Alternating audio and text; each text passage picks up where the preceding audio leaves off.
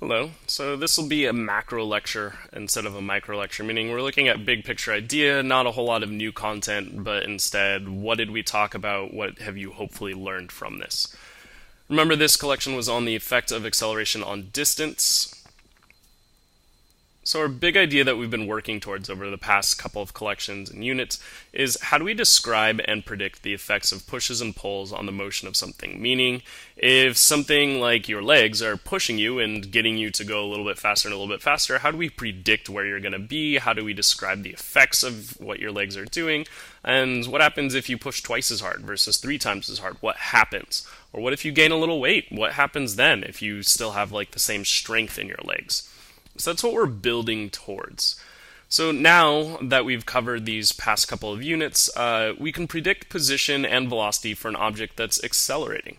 So in this case, we can know where it will be even if its velocity is changing. And if it's not changing, then that's even simpler.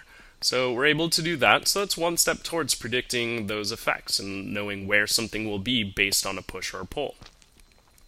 The unit and collection focus were this idea of using our knowledge and of acceleration and velocity to predict something where it was in the future, where it will be in the future, or where it was in the past, with only a little bit of information. So knowing the value of acceleration and knowing its starting position, then you can predict where it's going to be in 10 seconds, or a minute, or an hour, or a decade if it continues with that type of motion.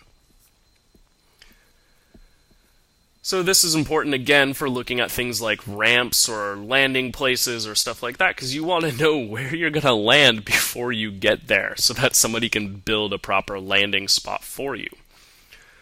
But we've really only talked about things moving in one dimension, and mostly horizontally or sideways. So what we're going to need to do in the future to answer a question like, hey, where do I build this ramp landing location?